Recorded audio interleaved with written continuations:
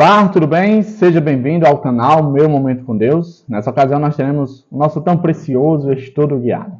Chegou o momento de nós meditarmos, darmos continuidade ao contexto que estamos a cada dia se aprofundando mais no Evangelho de Marcos. E tem sido maravilhoso. Estamos chegando aos finalmente do livro. Estamos quase terminando o trimestre. E caso você seja novo, tem toda aí uma playlist disponível, falando a cada tema, a cada assunto que está ali dentro do Evangelho de Marcos. É algo maravilhoso. Eu, particularmente, fiquei apaixonado pelo Evangelho. Eu espero que você também tenha tido a mesma sensação, a mesma experiência, tá bom? Se você não é inscrito, você se inscreva no canal para que você possa ser notificado, para que você possa ser incentivado a ter o teu estudo guiado todos os dias.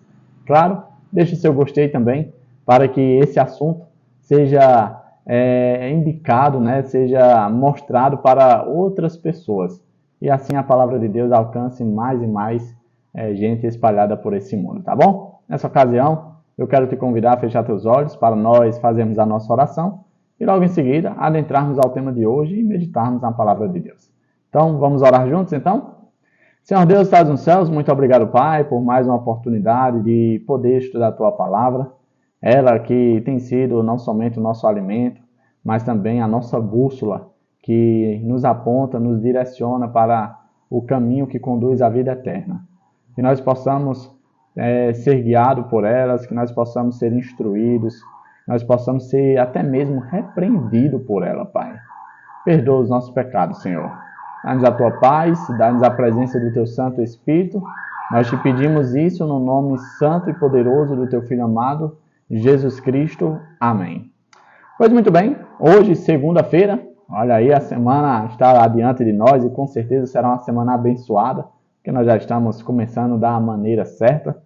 Segunda-feira, dia 9 de setembro, o tema do nosso estudo é a última ceia. Eu quero convidar você a ler o contexto que fala sobre esse assunto. E esse contexto está ali dentro do livro de Marcos, capítulo 14. Nós vamos ler do versículo 22 ao 31, que diz assim, ó.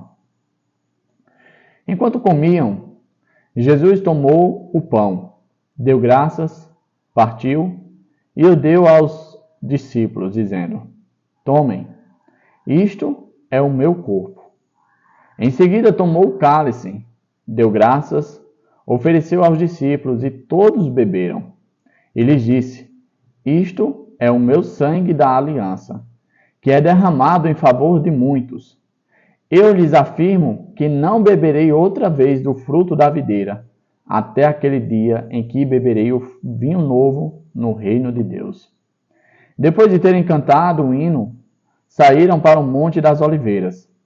Disse-lhe Jesus, vocês todos me abandonarão, pois está escrito, ferirei o pastor e as ovelhas serão dispersas. Mas depois de ressuscitar, irei adiante de vocês para a Galileia. Pedro declarou, ainda que todos se abandonem, eu não te abandonarei. Respondeu Jesus, asseguro-lhe que ainda hoje, esta noite, antes que 2 vezes cante o galo, 3 vezes você me negará. Mas Pedro insistia ainda mais, mesmo que seja preciso que eu morra contigo, nunca te negarei. E todos os outros disseram o mesmo. Um outro verso que foi apresentado aqui no nosso estudo é o de Êxodo 24, verso 8, que diz assim, depois Moisés aspergiu o sangue sobre o povo, dizendo, este é o sangue da aliança que o Senhor fez com vocês, de acordo com todas essas palavras.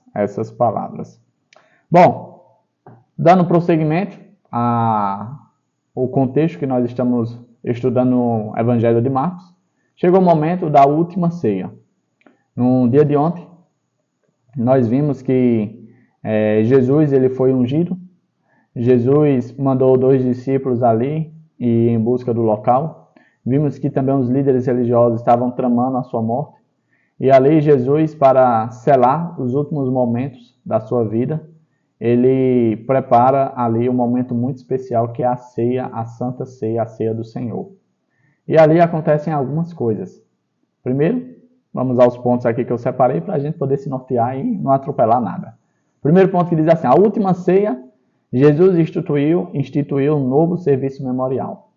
De fato, ele fez essa ceia, né, criando ali um novo marco, algo que até os dias de hoje nós devíamos repetir, não com uma ideia simples de repetição de algo religioso, não, mas sim algo para trazer à memória o grande sacrifício de Jesus, a grande abnegação que ele teve para comigo e para com você, a ponto de entregar-se a si mesmo para trazer vida, para trazer redenção, para trazer perdão dos nossos pecados. Jesus institui a ceia do Senhor, a Santa Ceia, né, como algo memorial, de tipo, olha, vocês devem fazer isso em memória de mim. Isso deve fazer parte da vida de vocês, essa prática. Isso é bastante interessante. Outro ponto que eu destaquei aqui, diz assim, ó, é surpreendente que na ceia do Senhor, instituída por Jesus nessa ocasião, o cordeiro da ceia pascal não seja mencionado. Quando a gente olha para a festa de Páscoa, ali na época em que os israelitas estão saindo do Egito, a gente nota que houve a presença de um cordeiro, né?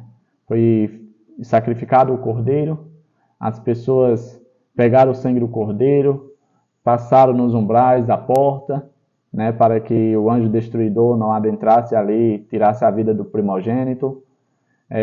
As pessoas comeram da carne do cordeiro, aquelas que tinham uma família pequena convidavam os vizinhos para que não sobrasse nada. Isso demonstrava a aceitação do sacrifício do cordeiro, a participação de todos. Só que aqui, na ceia do Senhor, na Páscoa, em que eles estavam celebrando, a gente não vê nenhuma menção, nenhuma citação ao cordeiro, a um cordeiro que foi sacrificado, nada. Por que será? O motivo é bem claro. O cordeiro não era mais necessário, pois como disse João Batista, eis o cordeiro que tira o pecado do mundo. Jesus estava presente. O cordeiro em pessoa estava presente. Quando ele separa ali o pão, ele diz para os discípulos, olha, essa é a minha carne. Esse é o meu corpo que é dado a vocês. Esse é a carne que será sacrificada em prol de vocês. Tomem, comam. Façam com que isso faça parte de vocês, porque isso demonstra a aceitação de vocês pelo sacrifício que, em alguns momentos, eu vou estar fazendo em prol de vocês. E aí ele separa ali o vinho, o suco de uva, e ele diz, aqui é o sangue. O sangue que é derramado, o sangue da nova aliança. Interessante que, nesse momento, Jesus inicia-se uma nova aliança por meio da ceia do Senhor. E a pergunta que deve vir à nossa mente é, por que foi criada uma nova aliança? Sabe por quê? O motivo é porque a aliança feita ali no Êxodo, ela não foi cumprida, ela não foi honrada.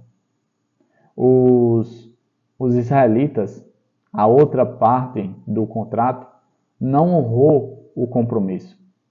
Deus fez a parte dele, Deus honrou a parte dele. Mas a outra parte envolvida não chegou junto. Nessa nova aliança, não há a outra parte envolvida, só existe uma parte envolvida, que é Jesus Cristo. Jesus, ele cria essa nova aliança para, vamos dizer assim, não haver uma necessidade de uma nova aliança.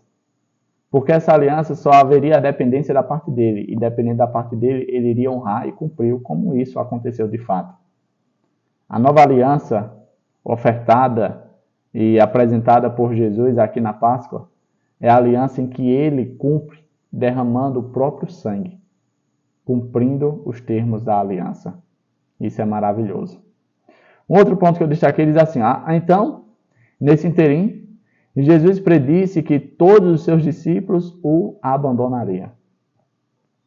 Eu fico imaginando o sentimento que passava no coração de Jesus, em saber que, mesmo que naquela ocasião eles estivessem juntos, talvez felizes por estar ali celebrando a Páscoa, conversando, aquele espírito amistoso.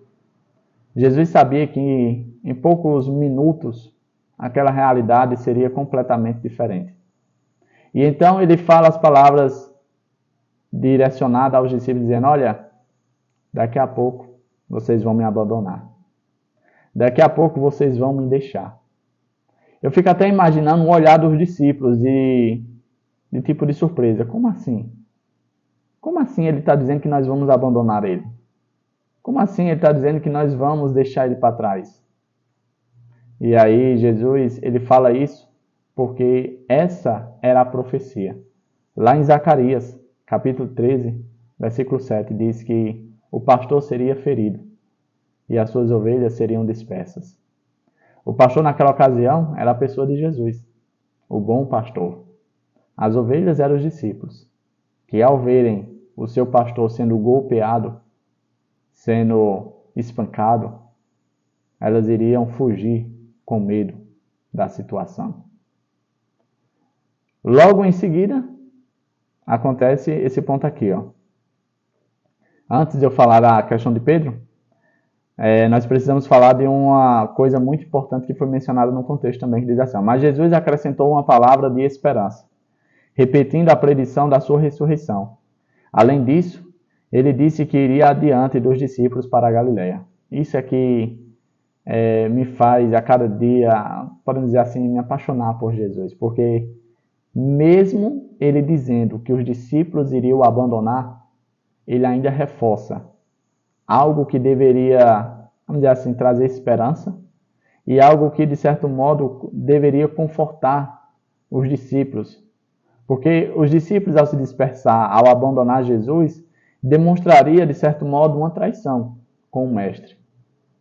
Mas mesmo eles fazendo isso, Jesus não os abandonaria. E isso é o que me comove no cristianismo. Porque eu e você podemos abandonar, podemos trair Jesus, podemos ir bem longe. O que nunca vai acontecer é uma atitude dessa por parte do nosso Senhor Jesus Cristo. É isso que me comove dentro do cristianismo. Porque Jesus reforça, dizendo o seguinte: olha, mesmo que vocês me abandonem, mesmo que vocês fujam com medo, com receio de passar pela mesma situação, por estarem junto comigo e pertencerem a mim, eu não vou abandonar vocês. Eu vou ressuscitar, eu voltarei para vocês. Eu vou até vocês lá na Galileia, eu vou adiante de vocês.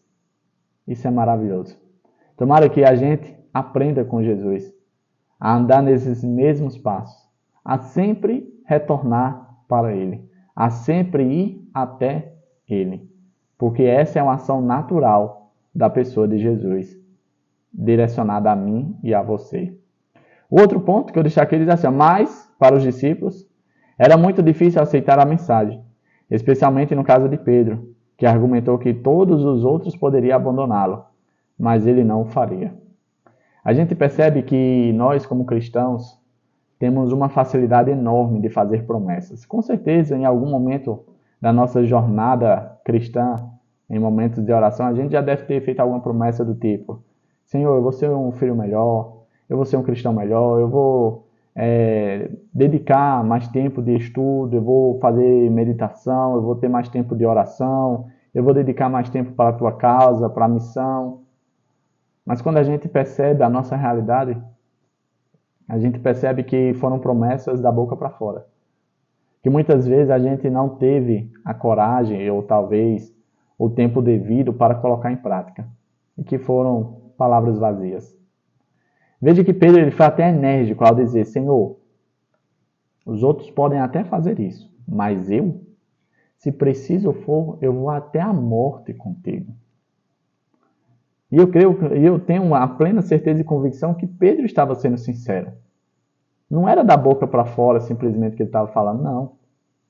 É exatamente a realidade que muitas vezes nós desconhecemos de nós mesmos. Nós, quando estamos em situação de provação, de privação, de dificuldade, de tribulação, a gente revela uma face nunca conhecida por nós. Quer ver a verdadeira face de uma pessoa, coloque ela em uma situação de dificuldade. Coloque ela em uma situação de fuga, de ameaça, de dor. Ela vai mostrar a sua verdadeira face. Talvez a verdadeira face não seja algo bonito de se ver, como foi o caso de Pedro. Quando Pedro falou isso, o que foi que Jesus disse? Pedro, meu amigo, ainda hoje, essa noite, antes que o galo cante 2 vezes, você vai me negar 3 vezes. Você vai me trair 3 vezes. Jesus não falou isso com um olhar de desdém, com um olhar de... Não, Jesus falou isso com um olhar de amor, dizendo, Pedro, você não se conhece. Você não sabe o que você é capaz de fazer quando for provado, quando for colocado à prova, né? E de fato a gente não se conhece. Nos piores momentos da nossa vida, a nossa real face aparece. Que nós possamos ter sinceridade para, se nesses momentos de dificuldade, se algo de ruim for transparecido de nós, que a gente possa ter a humildade de ir até o Senhor e pedir perdão. De ser fraco, de ser pecador, de ser, sei lá, sem coragem, tantas e tantas outras coisas. Porque foi exatamente isso que aconteceu com Pedro. Depois que Pedro trai, e vai ser temas das próximas lições, mas a gente pode adentrar porque está dentro do assunto, Pedro chora amargamente. Pedro sai daquela cena chorando, porque ele percebeu quem de fato ele era. Por mais que Jesus tivesse avisado, Pedro, tu vai me negar. Pedro, não vai ser bem assim. Você ainda não sabe o que é provação. Você não sabe o que é passar pela situação mais delicada. Pedro, tu não sabe. Talvez alguns de nós já tenham passado por isso, de chegar em casa e não ter nada. E do tipo, tá precisando trabalhar e a única opção que tem imediata é um emprego que trabalha no sábado e você se vê entre a cruz e a espada e de tipo, será que eu vou trabalhar no sábado? Ou do tipo, tá faltando alguma coisa e o dinheiro que tem é o dinheiro do dízimo. E aí fica aquela luta, eu vou gastar o dinheiro do Senhor, eu vou tirar o dinheiro do Senhor. É nos piores momentos que a nossa fé é colocada à prova. E se eu e você não nos conhecermos, não sabermos as possíveis escolhas ruins que nós podemos fazer, nós nunca vamos dar espaço para que Deus trabalhe em nós, para que Deus dê a força devida para passar por essas situações. Chegamos ao fim do nosso estudo guiado, hoje falando sobre o tema A Última Ceia.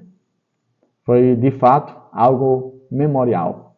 E como Jesus disse, aquela foi a última ceia que ele teve aqui na terra. Mas haverá outra que eu e você não podemos perder. Será no reino de Deus. O convite está feito. O que falta é eu e você nos comprometermos, perseverarmos nesse compromisso, para que quando chegue aquele dia, como disse no texto, a gente esteja lá presente junto com ele, bebendo do suco de uva do vinho novo. Tá certo? Que Papai do Céu te abençoe, te proteja de todo mal e que ele te traga aqui novamente amanhã para darmos continuidade às últimas cenas do Evangelho de Marcos. É isso, até a próxima e tchau, tchau.